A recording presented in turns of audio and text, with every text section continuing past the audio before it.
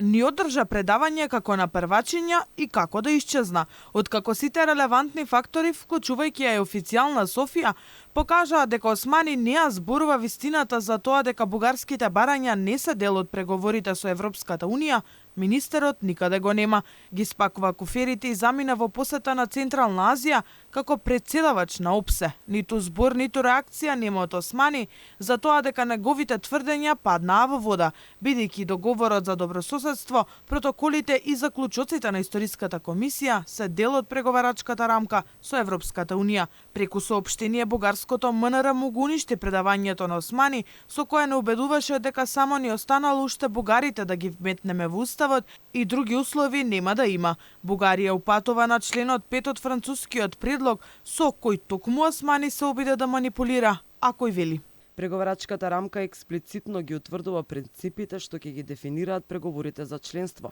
Во точката 5 се нагласува дека напредокот на земјата апликант ќе се мери според јасно дефинирани услови, меѓу кои се критериумите од Копенхаген, процесот за стабилизација и асоциација и посветеноста на Северна Македонија за добрососедски односи и поблиска регионална соработка, вклучително и преку постигнување на опипливи резултати и совесно спроведување на билатерални договори, вклучително и договорот за добрососедски односи со Република Бугарија од 2017, како и годишните прегледи и мерки за негово ефикасно спроведување согласно член 12 од овој договор. Истата порака ја испрати бугарскиот европратеник Илхан Кјучук и тој предупредува дека без да се спроведат договорот за добрососедство, протоколите и заклучоците на Историската комисија, земјава нема да може да ги започне преговорите со Брисел и дека без промена на уставот Македонија ќе се одвои од Албанија на патот кон Унијата. Од задачите кои треба да ги спроведе Македонија произлегува од протоколите и заклучоците на Мешовитата историска комисија